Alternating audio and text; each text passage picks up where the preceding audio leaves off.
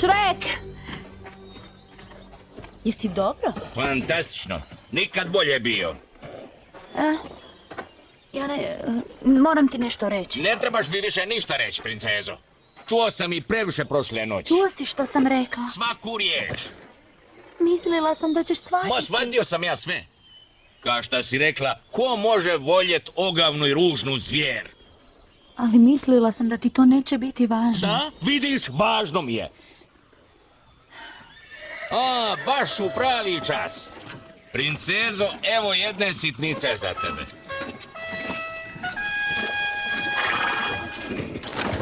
Već je jutro, koliko je sati? Ko je to rekao? Magarac nije sigurno.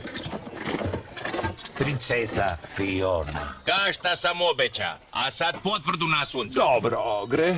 Evo potvrde o tvojoj močvari. Očišćeno i kako je dogovoreno. Uzmi to i odlazi prije nego što se predomislim. Oprostite, princezo, što vas zapanjih, ali vi zapanjiste mene, jer ne vidjeh nikad još takve blistave ljepote. Ja sam Lord Farquaad. Lord Farquaad? O, ne. Oprostite mi, moj lorde, samo sam se željela malo... Oprostiti. O, baš dražesno. Ne treba vam trošiti ljubaznost, no, Ogra, nema osjećaja kod njega. Da, u pravu ste. Nema. Princezo Fiona, prekrasna, ljubka, savršena Fiono, mogu li zamoliti tvoju ruku? Hoćeš li biti savršena nevjesta savršenom ženiku?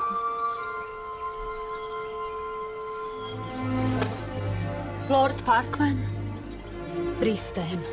Ništa me ne... Odlično! Sve je isplanirano. Sutra ćemo se vjenčati! Mislim, zašto čekati? Vjenčajmo se danas, prije zalaska.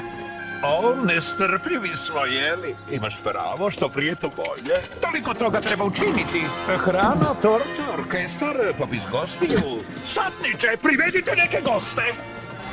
Zbogom mi ostaj, Ogre.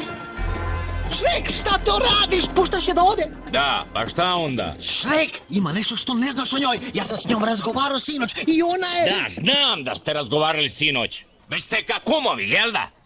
Kad ste već tako veliki prijatelji, šta ne ideš s njom kući? Ali Šrek, ja hoću ući s tobom. Jesam li ti reka? U moju kuću nećeš ući. Ja živim sam. Močvara je moja. Moja i ničija više. Ili jasno? A naročito ne od dosadnog, kukavnog, laprdajućeg magareta.